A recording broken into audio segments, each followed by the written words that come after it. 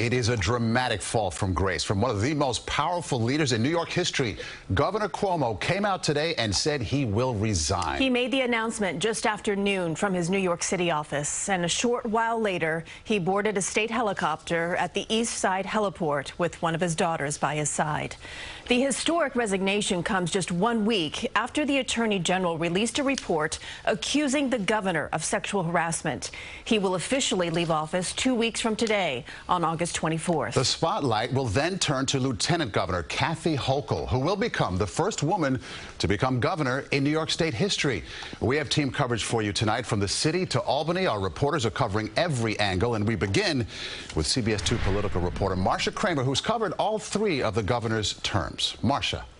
Well, Maurice and Christine, in so many ways, it was a stunning reversal of fortunes for the Emmy-winning governor of New York, whose leadership in the time of COVID-19 became must-see TV for much of the nation.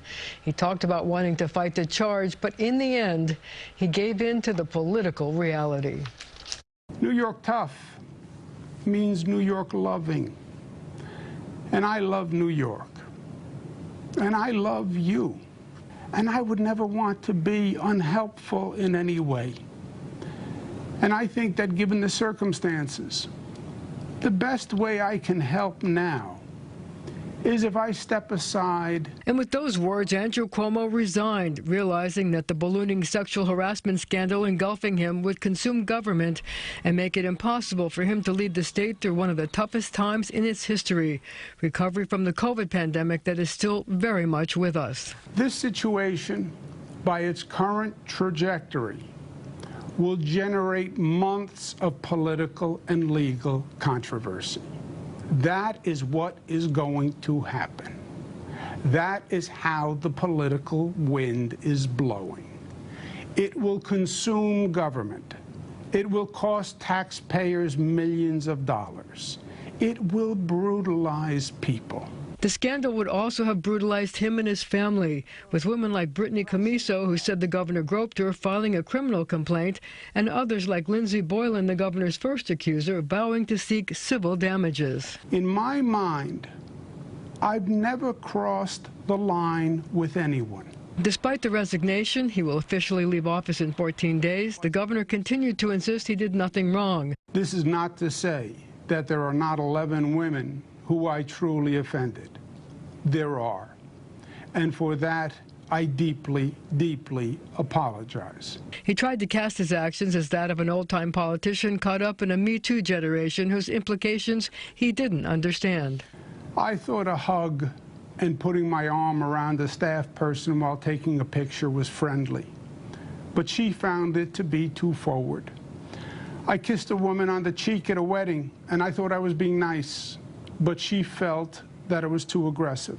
He also tried to explain the Attorney General's findings that he sexually harassed a married female state trooper assigned to his protective detail. At public events, troopers will often hold doors open or guard the doorways. When I walk past them, I often will give them a grip of the arm, a pat on the face, a touch on the stomach, a slap on the back. It's my way of saying, I see you. I appreciate you. The governor also talked about the effect the case was having on his three daughters. I have lived this experience with and through them. I have sat on the couch with them, hearing the ugly accusations for weeks.